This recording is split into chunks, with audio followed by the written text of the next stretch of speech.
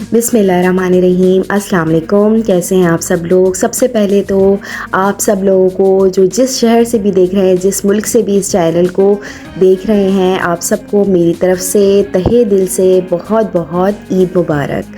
अल्लाह ताला आप लोगों को ऐसी बहुत सारी ईद की खुशियाँ देखना नसीब करे और बहुत सारी खुशियाँ दे और मेरे चैनल को भी ग्रो करें। साथ साथ आप लोग सब मेरे चैनल के लिए भी दुआ कीजिएगा। अच्छा, आज मैं आप लोगों को बहुत मज़ेदार गोश्त की रेसिपी दे रही हूँ। ये बहुत मज़ेदार है। आप इसको स्टू भी बोल सकते हैं, टमाटर गोश्त भी बोल सकते हैं, लेकिन मैं ये थोड़ा सा डिफरेंट स्टाइल में बनाऊँगी और बहुत क्विक रेसिपी है। इसमें ज़्यादा टाइम नहीं लगेगा। बस ये है कि गोश्त थोड़ा सा गलने में टाइम लेता है, लेकिन हम इसको बग़ैर प्रेशर कुकर के चूल्हे पे ही रेडी करेंगे। ठीक है।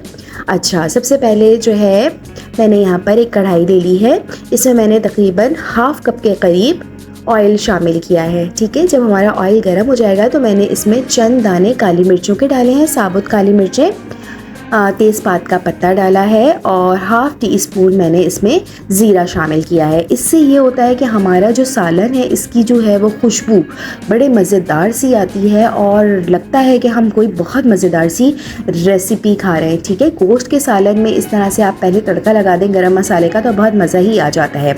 अच्छा, इसके बाद मैंने 4 बड़े साइज़ की प्याज ली है। ठीक है। इसको मैंने रफली चॉप करके इस तेल में शामिल कर दिया है। अच्छा, हमने प्याज को जो है वो बिल्कुल भी लाल नहीं करना है, इसका रंग हल्का ही रखना है। ठीक है। बस इस तरह पकाना है कि इसका कच्चापन जो है वो दूर हो जाए, इसकी मिठास ख़त्म हो जाए। बस हमें प्याज को इतना ही पकाना है।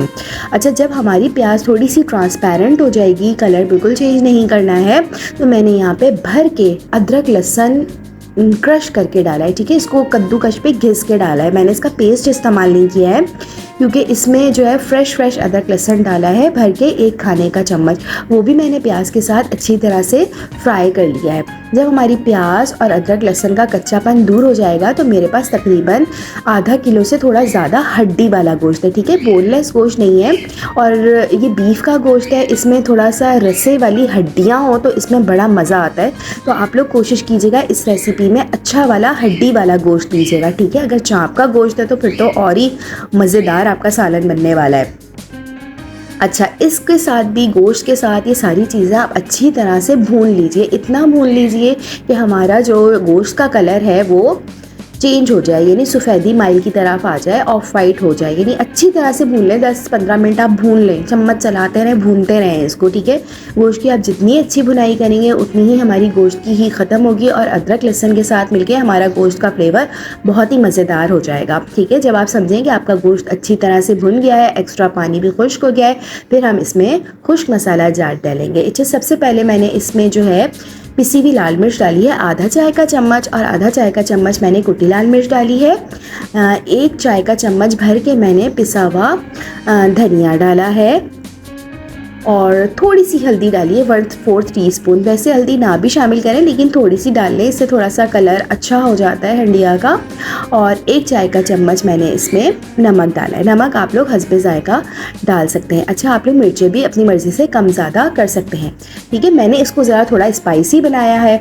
अच्छा, 3-4 जो है मैंने इसमें साबुत हरी मिर्चें भी डाल दी हैं। इससे खुशबू बहुत मज़े की आती है, हमारे सालन में लुक बहुत अच्छी आती है और फ्लेवर बड़ा मज़े का हो जाता है। ठीक है। गोश्त के सालन में थोड़ा ज़रा चटपटा हो तो बड़ा मज़ा आता है। तो हम ये ईद के लिए तैयार कर रहे हैं तो थोड़ा ज़रा स्पाइसी मज़ेदार सा सालन हो तो अच्छा लगता है।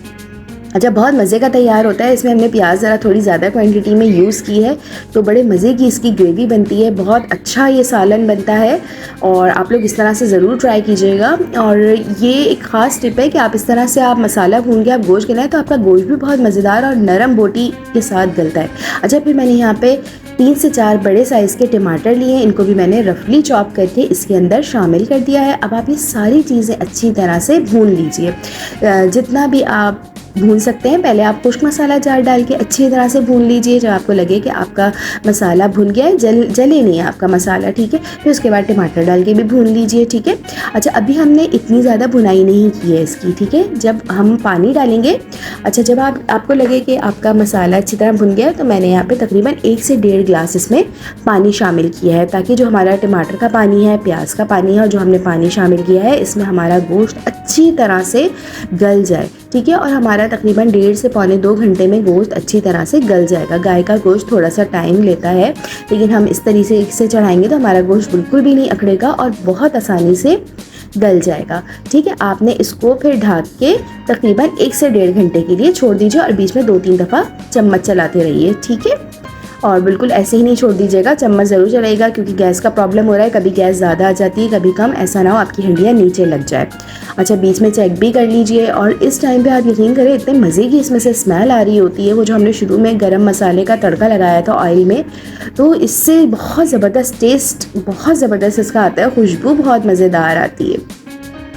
अच्छा, ये देखिए तकरीबन ये 1.5 घंटे बाद की सिचुएशन है। हमारा ऑयल ऊपर आ गया है और तकरीबन हमारा गोश्त भी गल गया है। ठीक है, और ये देखिए हमारा मसाला ऑटोमेटिकली भुन गया, आपको पता ही नहीं चल रहा कि आपने इसमें प्याज डाली है या टमाटर डाला है। अच्छी तरह से हमारा सालन मैश हो गया। अब इस पोजीशन पे आप अच्छी तरह से आप अपने गोश्त को भून लीजिए, क्योंकि हमने भुनाई ज़्यादा नहीं की थी।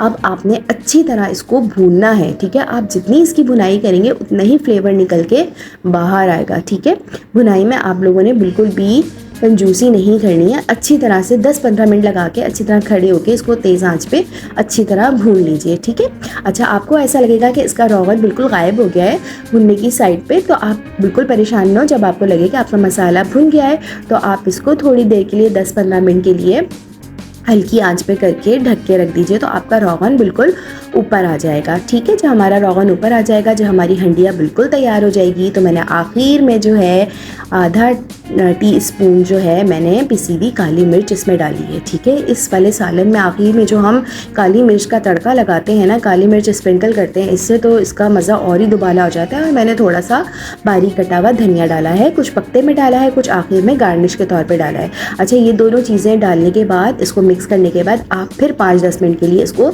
दम पे छोड़ दीजिए। ठीक है, इससे आपका जो बचा कुचा रोगन है वो भी ऊपर आ जाएगा और हमारा गोश्त भुना ये बहुत मज़े का रेडी है, बहुत मज़ेदार बनता है, आप यकीन करें। और ये एक बात बोलूँ, ये बीफ के गोश्त में ही बहुत मज़े का बनता है। ठीक है, बस कोशिश ही कीजिएगा आप लोग हड्डी वाला गोश्त यूज़ करें, बोनलेस में इसका इतना मज़ा नहीं आता है। तो उम्मीद है आप लोगों को ये रेसिपी ज़रूर अच्छी लगी होगी। रेसिपी अच्छी लगी है, वीडियो अच्छी लगी है तो ज़रूर सब्सक्राइब कर दीजिएगा और लाइक भी ज़रूर कर दीजिएगा और प्यारा सा कमेंट ज़रूर दीजिएगा, मुझे इंतज़ार रहेगा। अपना बहुत ख्याल रखिएगा, बहुत अच्छी ईद मनाइए, इंजॉय कीजिए अपने बच्चों के साथ, फैमिली के साथ, घर वालों के साथ। मिलते हैं नई वीडियो में नई रेसिपी के साथ, जब तक के लिए अल्लाह हाफ़िज़।